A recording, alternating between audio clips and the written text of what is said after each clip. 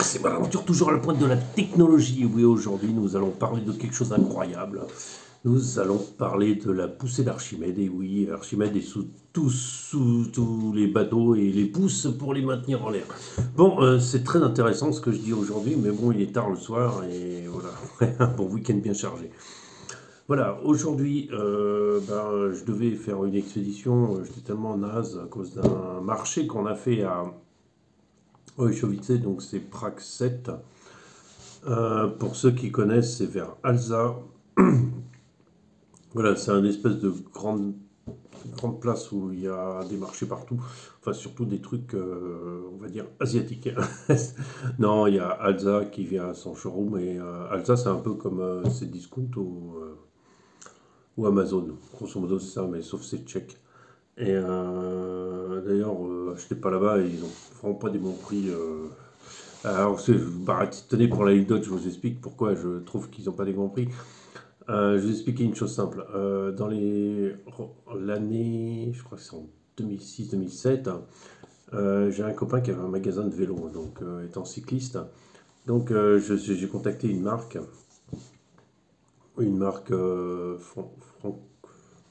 française, enfin francophone, pour que la communication marche mieux et s'ils étaient intéressés pour essayer de commencer sur le marché tchèque.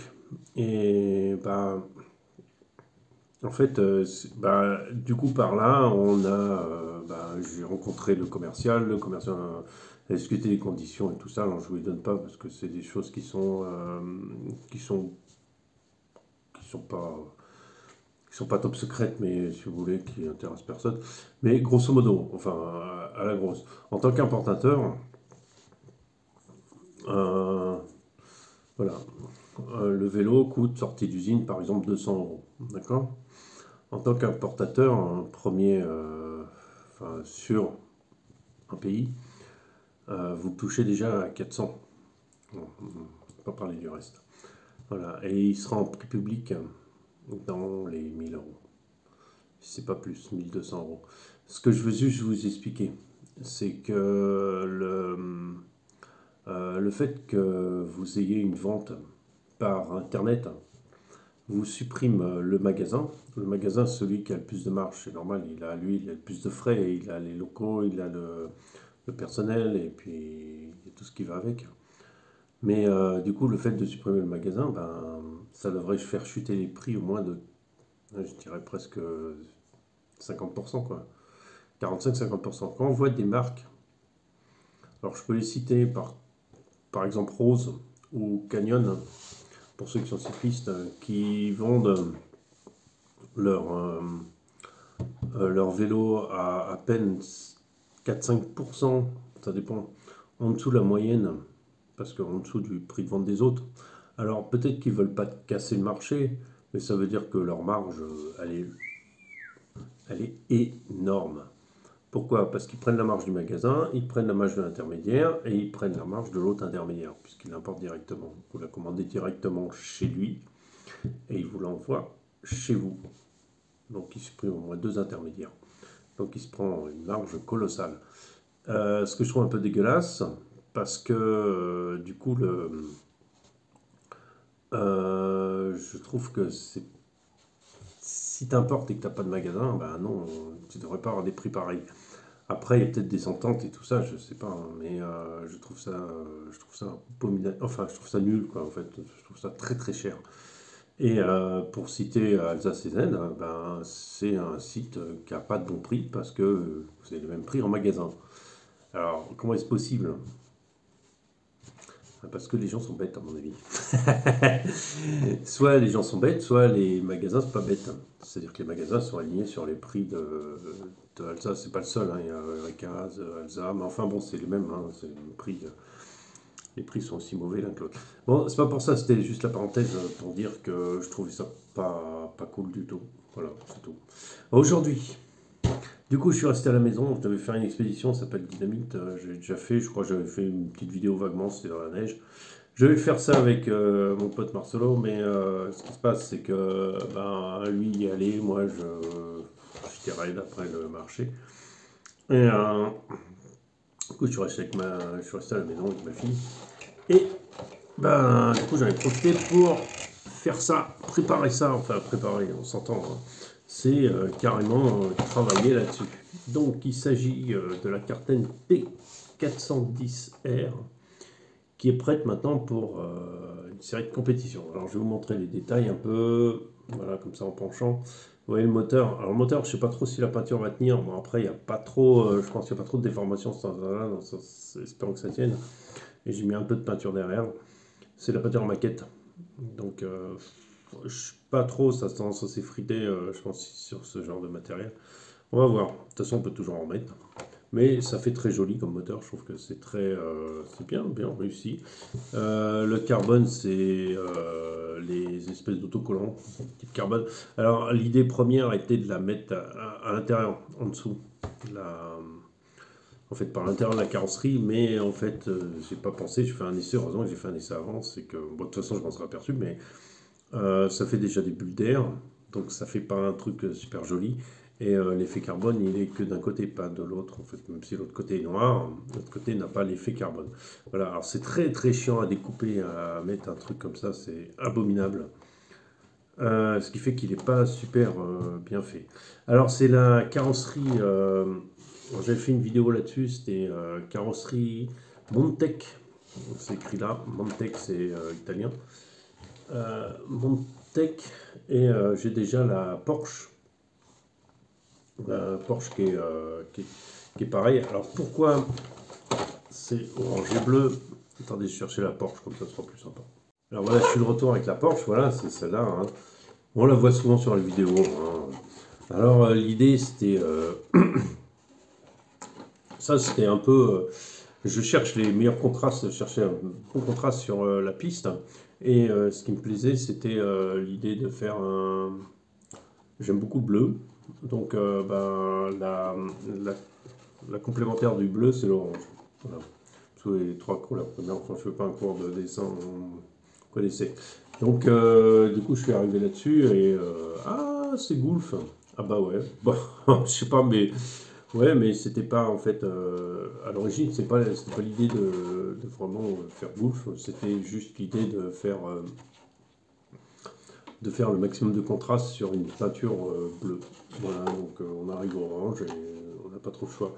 Après, oui, effectivement, c'est Gulf.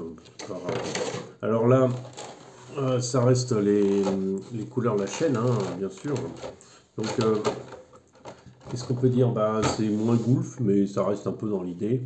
Je garde, c'est exactement les mêmes couleurs que celle-là, hein, alors, si vous voulez, vous avez mis en commentaire, je vous dirai quel PS c'est, parce que je l'ai pas en tête, PS3 et l'autre PS56, mais je suis pas sûr, hein. C'est le orange, le pur orange. Je crois qu'il y a deux oranges, plusieurs oranges. Alors pourquoi c'est, voilà, pourquoi faire ça? Bah, ça me permet de ne pas investir encore dans la peinture, puisque de toute façon, quand on fait une demi-carrosserie, bah, il en reste pour une demi-autre, hein, largement. Et du coup, j'ai pas. Et puis, ce mélange de couleurs, cette combinaison de couleurs me plaît beaucoup. Parce que j'adore le bleu et le orange. Donc, voilà. Donc, après, c'est la carrosserie Montec. Donc, on va en parler 2 secondes. Déjà, la Carten en carbone, puisque c'est la R un peu dessous, hein, c'est que déjà la R, elle est relativement lourde, je trouve. C'est un châssis carbone, mais c'est lourd. Par contre, elle a les défauts de l'autre. Au niveau de, comment ça, de la résistance, il y a des pièces qu'il faudrait mettre pièces à lui. Et c'est ce qui vous tient, les deux trucs qui vous tiennent les deux triangles. Ça, c'est un peu. Ça manque de solidité. Alors, je vais essayer de trouver un truc. Après, sinon, je ne sais pas comment ils sont arrivés, alors que c'est les mêmes triangles, les mêmes fusées, portes de fusée, tout ça. Ils arrivent à plus de précision, on arrive à beaucoup plus de précision, et ça me surprend. Mais c'est vraiment très marrant à conduire. Je n'ai pas encore testé le roulage. Le roulage, je pense que je vais le tester cette semaine, donc vous aurez une vidéo de roulage. Le truc en camion, comme j'expliquais dans une vieille vidéo, c'est que quand vous avez le poids en avant, et beaucoup, Alors ça, c'est la Moontech, c'est la MT2. Je crois que c'est la seule carrosserie qui marche réellement en compétition camion. En compétition camion, vous devez avoir un 17 tours 5, donc je l'ai pas, je compte pas utiliser le 4000 et l'adapter. Je vais acheter le combo, je pense. Un combo qui est pas excessivement cher, spécial stock, qui est vendu par Hobby-Wing. Donc je vais peut-être faire ça parce que ce combo-là, je peux bien le récupérer sur une autre voiture. Pas, ça peut être fait comme ça parce que vraiment le brushless est beaucoup moins pétant que le brushed, surtout ces espèces de petits moteurs qui tiennent pas et qui durent pas. Voilà, et on a surtout beaucoup plus de freins et beaucoup plus d'accélération. Donc pour l'instant, je vais pas le faire, hein, on fera après. Je vais prendre une batterie shorty aussi pour pouvoir, parce que là on peut la régler, en fait vous pouvez la régler plus ou moins en arrière, et selon l'équilibre on verra. Donc pour en venir à la carrosserie est en deux pièces, vous avez trois pièces. Vous avez la cabine, vous avez ça vous avez vu l'unboxing, vous avez peut-être partie qui est en dessous, et vous avez l'aileron que j'ai gardé blanc. Voilà. Le truc, c'est que vous avez les caches pour les vitres sont fournis, d'accord. Très peu d'autocollants sont fournis. Ce qu'on va trouver essentiellement, les autocollants, ça va être ça, les phares. Alors j'étais surpris parce qu'ils étaient collés sur un support blanc. Donc, je pensais qu'ils seraient blancs, mais du coup, ben non, ils sont transparents. Donc voilà. C'est peut-être pour que vous fassiez les lumières qui s'allument, j'en sais rien. Mais du coup, ça fait un peu bœuf, quoi. Ça fait un peu naze, mais bon, tant pis. Et pareil pour derrière, c'est un peu transparent. Donc sur un fond orange. Bon, les camions, c'est plutôt blanc, mais bon, tant pis, c'est pas grave. C'est important. Pour ce que ça tient, la carrosserie, de toute façon, ça va faire 3 mois, et après, je vais devoir en prendre une autre. Après, donc, en camion, vous avez plus de poids en avant, mais plus de poids en hauteur. Donc, il faut durcir. Donc, j'ai déplacé les amortisseurs pour les mettre plus droits, et j'ai un peu durci le tarage, la compression du ressort. Pour l'instant, c'est tout ce que j'ai fait. Je n'ai pas fait d'essai, j'ai rien fait, parce que déjà, je sais qu'il faut le faire. De toute façon. Parce que sinon, votre truc va se coucher à gauche, à droite, et ça va être de l'incontrôlable. Après, il y a l'étape suivante, c'est de mettre de l'huile plus épaisse. Voilà. Vous vous souvenez que j'ai mis de la 9000 à la 9000, pardon, n'importe quoi. Dans le différentiel, j'ai mis de la 200 000. Ce qui fait que j'ai un différentiel bien dur, comme j'aime tout ça. Alors, pour savoir, j'ai remis la même huile sur la Tamiya. Le problème de mettre la même huile sur la Tamiya, c'est que les diffs sont pas spécialement étanches, donc j'ai l'impression que tout se barre. Après, vous êtes obligé d'avoir un aileron à l'arrière. Ça, même si vous avez une carrosserie Tamiya, il va falloir investir dans un aileron parce que si vous voulez votre stabilité, si vous voulez compenser le poids de l'avant, il va falloir un peu d'appui à l'arrière. L'appui à l'arrière, soit vous mettez du poids, mais bon, c'est tout est problématique avec le poids, soit vraiment vous cherchez à mettre un aileron. Je ne sais pas l'aileron, comment réellement le monter, je l'ai monté dans ce sens-là, il y a plus ou moins, il y a plusieurs trous, visiblement, qui sont faits pour le monter dans un sens ou dans l'autre. On verra bien comment ça marche. Là, je suis pas vraiment très très sec. Je peux racheter un autre aileron aussi, s'il faut, beaucoup plus agressif. On verra bien. Je verrai bien au comportement du véhicule si vraiment l'arrière se balade trop. Déjà, avec cet aileron qui est comme ça, vous voyez, j'ai l'arrière qui se promène pas mal. Donc après, c'est des réglages aussi, mais il va falloir que je peaufine tout ça. Voilà, donc la carrosserie est plus épaisse, hein, pas de souci, elle est relativement facile à peindre. Il n'y a pas de complications particulières, les formes sont assez simples, onduleuses. Alors on a un trou ici, comme on en discutait